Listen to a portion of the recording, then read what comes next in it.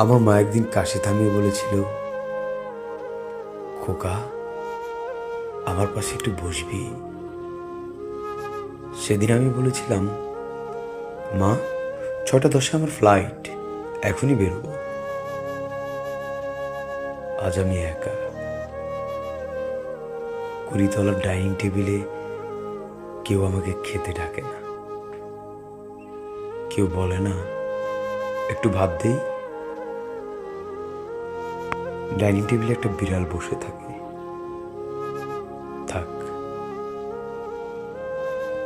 একটা স্তব্ধ dinner set, 3টা দিগন্তহীন চেয়ার, পায়ে জ্যোৎস্না লেগে আছে, ছাড়াতে পারি না। খোকা, আমার পাশে একটু বসবি? মা বলে একটা চিৎকার করে উঠি কুড়িতলা থেকে। কথাটা কি আজ আমি রোরোকে বললাম? কি হবে বলে? কোনোদিন ওর কাছে যাবে না। তাছাড়া কথাটা আমারও নয়।